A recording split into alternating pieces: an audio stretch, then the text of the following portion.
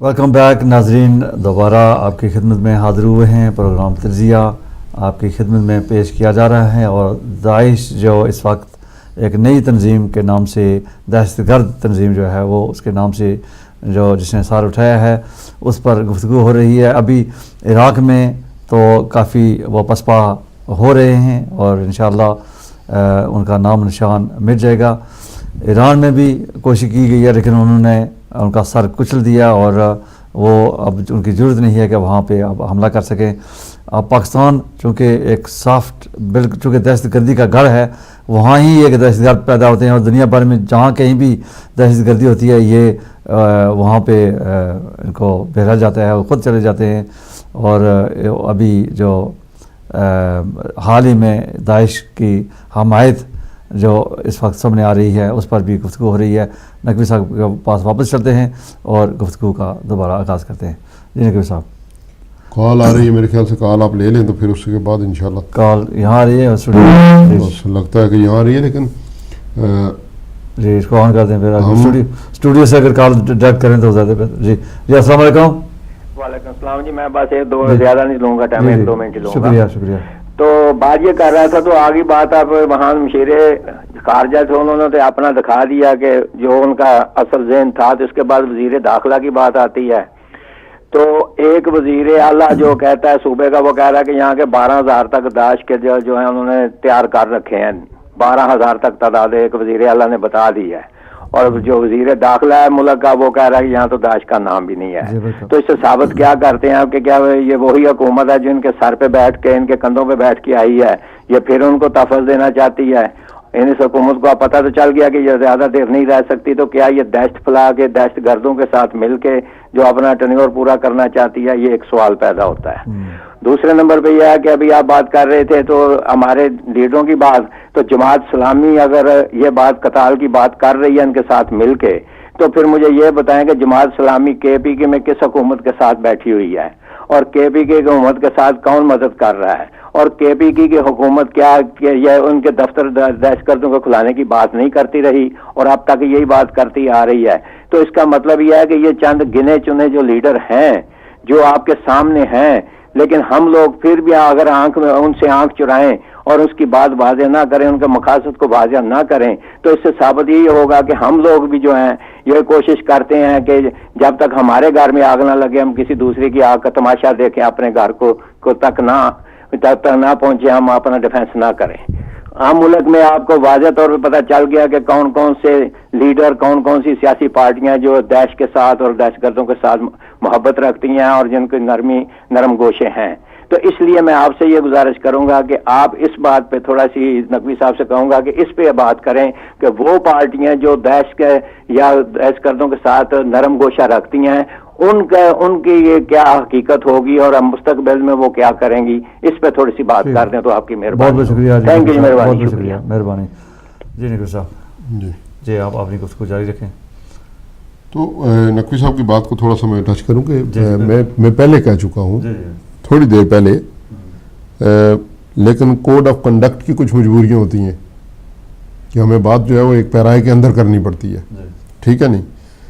میں پہلے یہ عرض کر چکا ہوں کہ جب تک ہمدردوں کا صفایا نہیں ہوگا، ان کے ساتھ کوئی مطلب ان کو آن کاؤنٹر نہیں کیا جائے گا، تب تک دہشت گردی ختم کرنا مشکل ہے، ٹھیک ہے؟ یہ بات میں نے کہی ہے یا نہیں کہی ہے پروگرام میں؟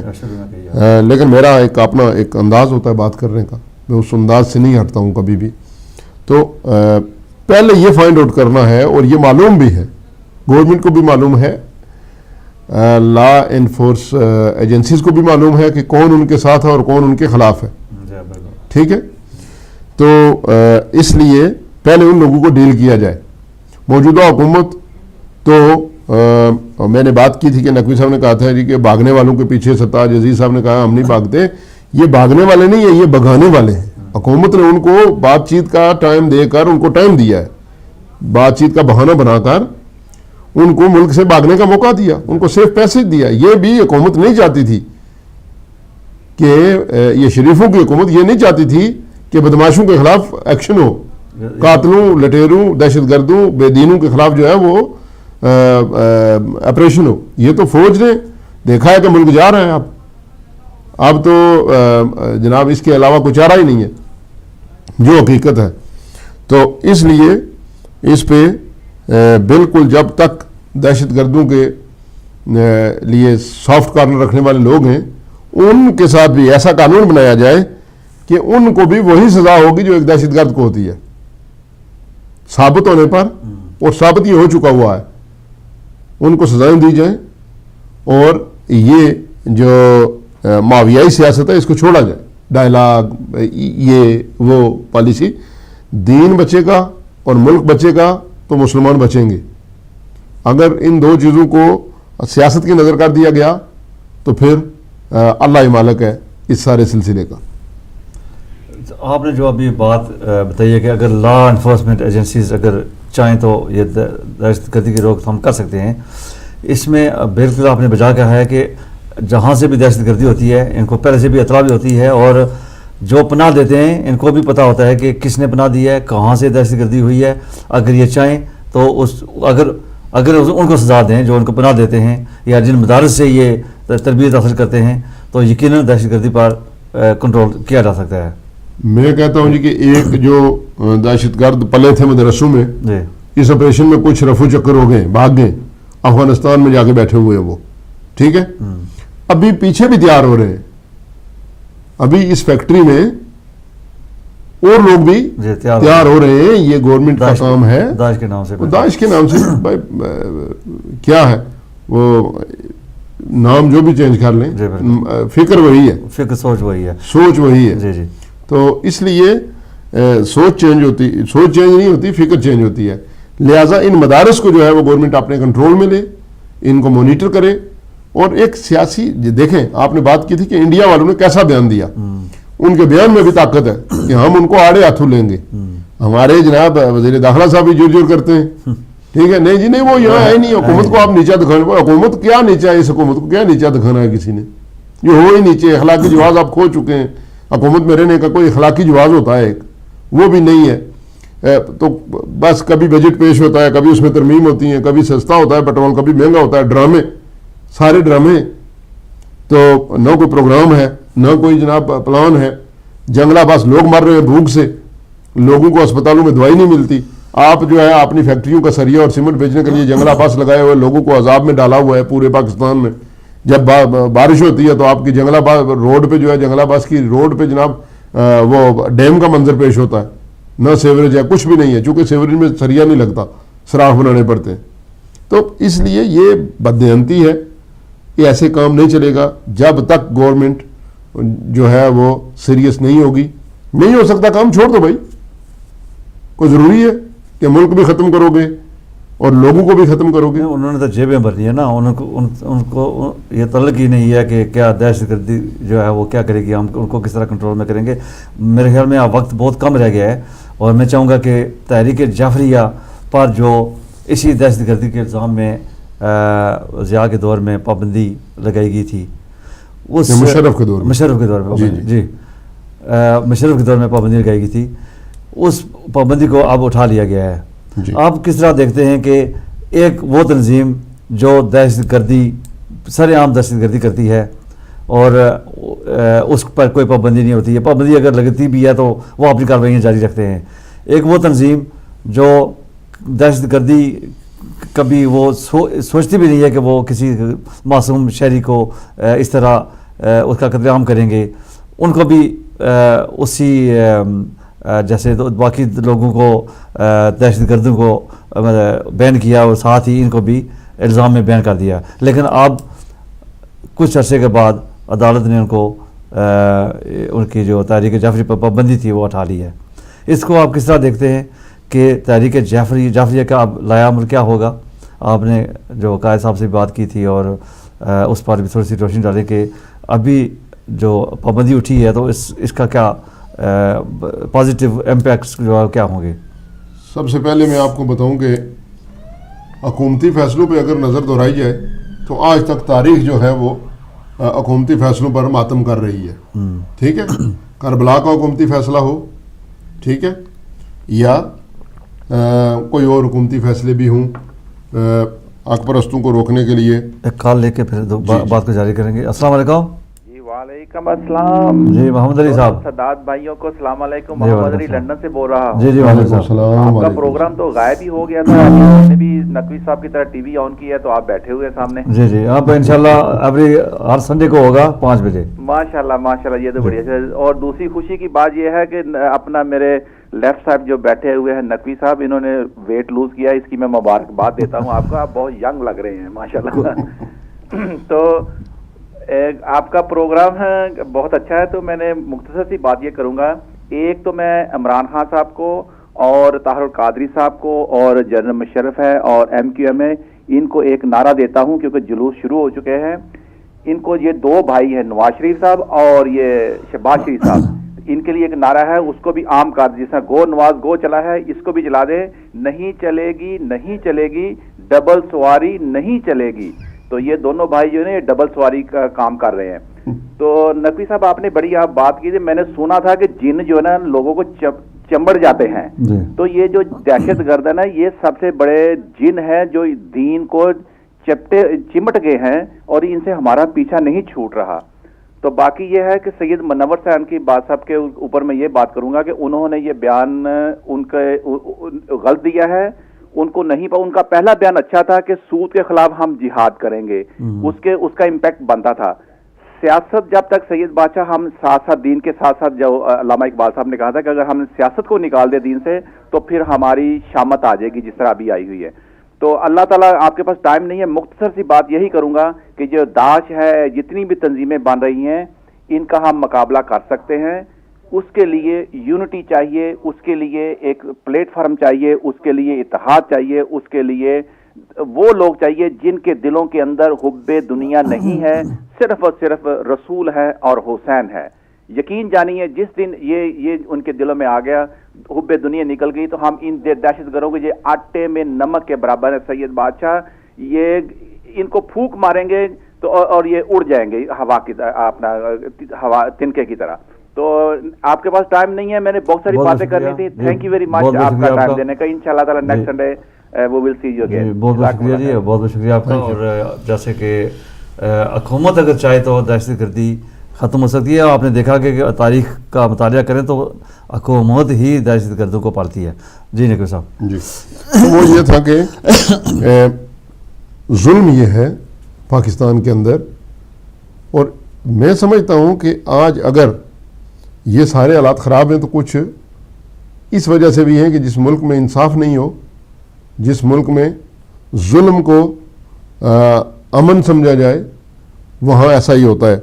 देखें पाकिस्तान की तारीख़ में आप देखें, मुत्तहिदा मजलिस अमल हो, मिली यकजहती कौंसिल हो या जो भी हो, तमाम मजहबी जमातों के साथ अहले तशरीह का इताद रहा है, किसी न किसी सूरत में रहा है।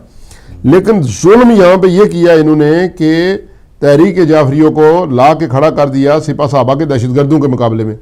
जी वो बैन करेंगे, ये भी बैन करेंगे।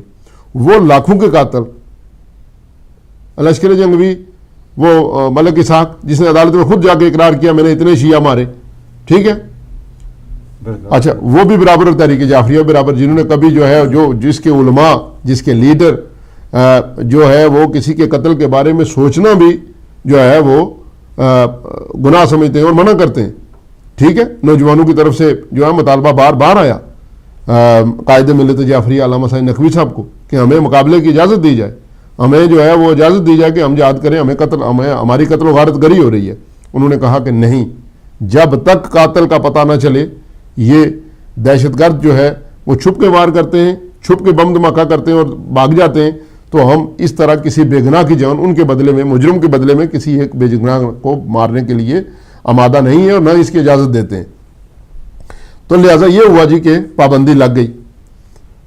अच्छा, पाबंदी के बाद ये हुआ, एक वक्त ऐसा भी आया कि तहरीक जाफरिया के कारकुनों को, ज़िली, डिस्ट्रिक्ट और यूनिट्स के कारकुनों को भी कहा जाता रहा कि आपने मकामी थानों में जाके जो है वो सुबह सुबह हाजिरी लगवाएं, अगर किसी दूसरे शहर में जाते हैं वहाँ भी जाके थाने में अपनी रिपोर्ट दर्ज कराएं। जुल्म की बात मैं बताऊं, ये एक जमहूरी माशरे में, एक पार्लिमानी माशरे में, एक मुहज़्ज़म माशरे में, एक अपने शहरी के साथ ये हो रहा है। लिहाजा तो उस वक्त जब बहुत मुश्किल वक्त था, तो कायद मिल्लत जाफरिया अल्लामा सैयद साजिद अली नकवी साहब ने सब्र से काम लिया, اپنی سیاسی بصیرت سے کام لیا, پھر بھی دوسری دینی جماعتوں کے ساتھ جو ہے وہ اتحاد رکھا اور لوگوں کو بتایا بھائی ہم دہشت گرد نہیں ہیں, ہم جو ہے وہ اس ملک کے باعزت اور غیرت مند شہری ہیں, ہم اس کے دفاع کے لیے کبھی بھی اپنی ہم قربانی دے رہے ہیں. خود اپنی قوم نے بھی بہت تنقید کی ہے کہ آپ نے بہت جو ہے وہ صبر کیا ہے, لوگ مر گئے, یہ ہوا وہ ہوا. تو انہوں نے کہا کہ نہیں, مظلومیت جو ہے وہ ہمیں راس آتی ہے, ظالم ہونا ہمیں جو ہے وہ زیب نہیں دیتا, نہ اسلام اس کا درس دیتا ہے. اور آج اس کا نتیجہ آپ نے دیکھا کہ 10-12 سال کے بعد عدالت پاکستان کی سپریم کورٹ نے یہ فیصلہ دیا ہے جی کہ یہ دہشت گرد تنظیم نہیں ہے بلکہ اہل تشیع کی نمائندہ سیاسی جماعت ہے پاکستان کے اندر. یہ تشیعوں کی نمائندہ ایک جماعت ہے, لہذا اس سے پابندی جو ہے وہ اٹھنی چاہیے. میں سمجھتا ہوں کہ اس کام کے لیے قائد ملت جعفریہ اور پوری ملت جس نے اپنے لیڈر کے پیچھے کھڑے ہو کے یہ بڑا مشکل دور گزارا 12 سال, لیکن کام جاری رکھا, سفر جاری رہا, یہ خراج تحسین کے مستحق ہے. تو یہ شیعوں کے لیے بھی ایک بہت بڑی, پاکستانی شیعوں کے لیے بھی ایک بہت بڑی خبر ہے کہ آپ لوگ جو ہے آپ کو آپ کے کردار کی, آپ کی پالیسیز کی, آپ کی قیادت کی جو ہے دانش مندی اور سیاسی بصیرت کی ایک اور جو ہے وہ شورٹی ملی ہے سپریم کورٹ کی طرف سے کہ آپ لوگ پرامن ہیں, آپ لوگ پاکستان کے جو ہے وہ محافظ ہیں, دہشت گرد نہیں ہیں. اور ایک بھی کیس آج دن تک جو ہے وہ ہماری طرف سے جو ہے وہ قتل نہیں ہوا, اور اللہ کرے نہ ایسا ہو. لہذا اس موقع پر پوری قوم کو ہم جو ہے وہ خراج تحسین پیش کرتے ہیں. ان کو میں اس کو دیکھ رہا ہوں کہ اب ایک عروج آئے گا, پہلے بھی عروج تھا لیکن ایک کوئی قانونی پابندیاں تھیں, اور قائد ملت کے لیے یہ ضروری میں نے دیکھا ہے کہ وہ ہمیشہ جب بات کرتے ہیں کہتے ہیں کہ آئین کے اندر بات کریں, ہم آئین سے باہر نہیں جاتے, چاہے اس کے لیے جتنی مرضی قربانی دینی پڑے. ملک کا ایک آئین ہے, جب تک آئین جو ہے ملک کے اندر تب تک ملک ہے. جن ملکوں کے آئین کو پامال کر دیا جاتا ہے وہ ملک جنگل بن جاتے ہیں. ہم اس کو پامال نہیں کریں گے, ہم اس آئین کے مطابق, یہ آئین ہمیں یہاں جینے کا حق دیتا ہے, یہ آئین ہمیں ہمارے ملک کی حفاظت کرنے کا حق دیتا ہے. یہ ان کے الفاظ میں بیان کر رہا ہوں, جب میری ان سے بات ہوتی ہے وہی ہے. تو وہ کہتے ہیں کہ ہم کوئی غیر قانونی کام نہیں کریں گے جس کی نہ اسلام اجازت دیتا ہو نہ ملک کا آئین اجازت دیتا ہو. اور آج 10-12 سال کے بعد جب یہ فیصلہ آ گیا, پابندی ختم ہو گئی, تو آپ نے دیکھا کہ فیوچر میں کیسے دیکھ رہا ہوں, چونکہ اس دور میں ایک قوم کے اندر بھی ایک شور و غل پڑ گیا. کچھ لوگوں نے یہ سوچا اور انہوں نے پھر کہا جی کہ نہیں اب اس پہ تو پابندی ہو گئی ہے تو وہ اپنی دوسری تنظیمیں بنائیں گے, یہ کریں گے وہ کریں گے, کام کریں گے. انہوں نے کیا بھی ہے. تو اب یہ ہوگا کہ قوم کے اندر ایک انکریجمنٹ آئے گی, ایک حوصلہ آئے گا, ایک پتہ چلے گا کہ واقعہ ہمارے قائد نے جو فیصلے کیے تھے وہ بہتر تھے. اس وقت ہمیں لگتا تھا کہ یہ ٹھیک نہیں ہے, خاموش ہو کے بیٹھے ہوئے ہیں, اندر ہیں, یہ ہے وہ ہے, لوگوں کی ہزاروں باتیں ہم نے بھی سنی ہیں, ٹھیک ہے. لیکن اب پتہ چلے گا کہ وقت کے ساتھ ساتھ قیادت وہ ہوتی ہے, قائد وہ ہوتا ہے جو صاحب بصیرت ہو, جو 1 سال نہیں, 2 سال نہیں, 10 سال نہیں, 20 سال, 30 سال, 50 سال آگے دیکھے کہ آگے کیا ہونے والا ہے. اور پاکستان کے حالات نقوی صاحب ایسے ہیں کہ وہاں جینا بھی مشکل ہے اور وہاں مرنا بھی مشکل ہے. اتنا وہ ایک گڑھ بن چکا ہے. آپ دیکھیں کہ وہاں پہ سول سوسائٹی کا ایک اپنا سسٹم ہے, فوج کا ایک اپنا سسٹم ہے, حکومت کا اپنا سسٹم ہے, عدلیہ کا اپنا سسٹم ہے, عدالتوں کا ایک اپنا سسٹم ہے. آپ یہاں برطانیہ ورسز پاکستان جب آپ دیکھیں تو آپ کو پتہ چلے گا کہ وہاں زندگی گزارنی کتنی مشکل ہے. ایک معاشرہ یہ ہوتا ہے کہ جب آپ معاشرے کے ساتھ تنگ ہوتے ہیں یا جو کچھ بھی ہوتا ہے آپ خاموش ہو کے بیٹھ جاتے ہیں, ٹھیک ہے, آپ کا کسی سے کوئی رابطہ نہیں ہوتا, آپ اپنی ذاتی زندگی گزارتے ہیں, ٹھیک ہے, نہ آپ کسی کو نقصان پہنچاتے ہیں نہ فائدہ پہنچاتے ہیں. یہ ایک مہذب معاشرے کی میں بات کرتا ہوں. لیکن پاکستان میں آپ کو خاموش ہو کے بھی نہیں بیٹھنے دیا جائے گا. ایسا ماحول وہاں پہ کریٹ ہوا ہے, ڈیولپ ہوا ہے کہ وہاں پہ آپ کو کوئی گوشہ نشینی بھی اختیار نہیں کرنے دے گا. تو اس لیے ایسے ماحول میں کام کرنا میں سمجھتا ہوں کہ قائد ملت جعفریہ علامہ ساجد علی نقوی صاحب کی بہت بڑی یہ ایک محنت ہے اور ایک بہت بڑا نظریہ ہے، جس کی فتح آج جو ہے 12 سال کے بعد قوم نے دیکھی ہے. خود بھی جیل میں گئے، ٹھیک، اور یہ انہی محنتوں کا ایک ثمر ہے کہ آج وہ پابندی ختم ہوئی ہے، ٹھیک، دشمن ناکام و نامراد ہوا ہے. جہاں جہاں پہ بھی وہ سیاسی سطح پہ مضبوط تھے ان کو وہاں سے ناکام کیا. الیکشن سے لے کر، پارلیمنٹ کے الیکشن سے لے کر، قومی اسمبلی اور صوبائی اسمبلیوں کے الیکشن سے لے کر آج تک پابندی کے باوجود، یہ بات ذہن میں رہے کہ سارے کام کے پیچھے پابندی کی ایک تلوار بھی لٹکتی تھی، لیکن اس کے باوجود جو ہے وہ قوم کو ایسے راستے پہ لے کے قائد ملت جعفریہ چلے اور پھر علماء کو بھی متحد رکھا. 95% علماء تقریباً جو ہے وہ شیعہ علماء کونسل کے پلیٹ فارم پہ ہیں. تو میں سلام پیش کرتا ہوں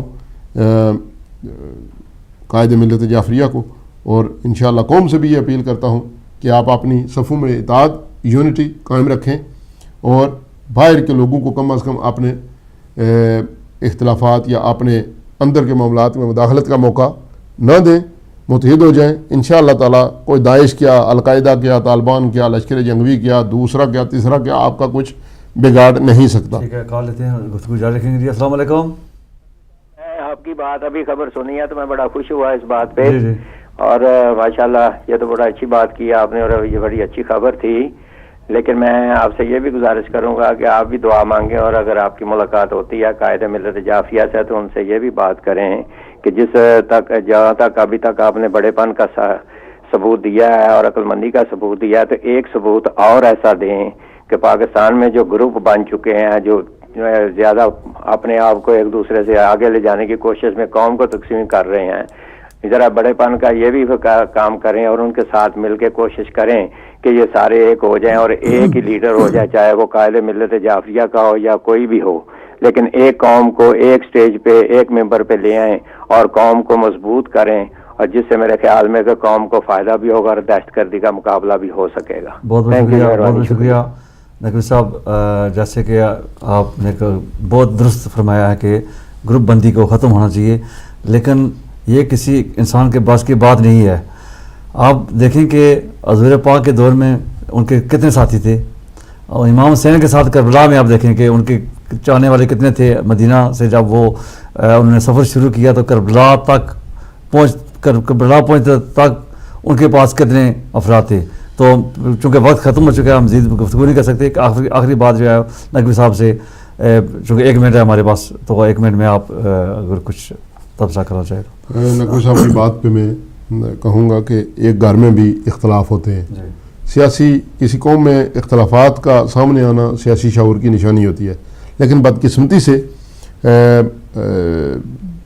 پاکستان کے اندر شیعوں کو توڑنے کی مولانا قبلہ مفتی جعفر حسین صاحب کے دور سے لے کر آج تک ایک کوشش جو ہے وہ رہی ہے، اور آخری اس دور میں جب مشرف کی پابندی لگی تو اس وقت سے وہ کوشش تھوڑی سی کامیاب ہمیں نظر آئی ہے. لیکن میں یہ کہتا ہوں کہ پارٹی چلانے کے لیے، تنظیم چلانے کے لیے، قوم کی رہنمائی کرنے کے لیے بصیرت چاہیے. لوگوں نے پارٹیاں ضرور بنائی ہیں، سارا کچھ کیا ہے، ٹھیک ہے نہیں، لیکن بصیرت جو ہے یہ اللہ کی طرف سے ہوتی ہے.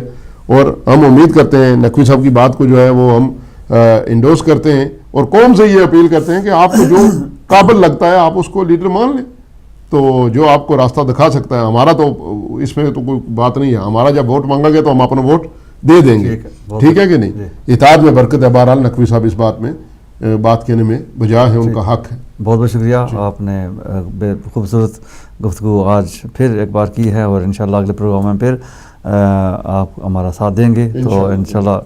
جی ناظرین، ابھی آپ کو یہ بتاتے چلیں کہ ہمارا پروگرام اتوار کے دن 5 بجے ہوا کرے گا، اور چونکہ پہلے تو بہت ایک فکس ٹائم تھا اور سب کو پتہ تھا، اب کافی عرصے سے ہم نے کافی عرصے کے بعد یہ شروع کیا ہے، اس لیے آپ سے گزارش ہے کہ اتوار کے دن 5 بجے یہ پروگرام دیکھا کریں، تجزیہ. اور انشاءاللہ چونکہ ابھی وقت ختم ہو چکا ہے، میں مزید گفتگو نہیں کر سکتا. اجازت چاہوں گا اگلے ہفتے تک کے لیے، اور ہم اپنا بھی خیال رکھیے گا، ہمیں بھی دعاؤں میں یاد رکھیے گا. اگلے ہفتے تک کے لیے ہمیں اجازت دیجیے. اللہ حافظ.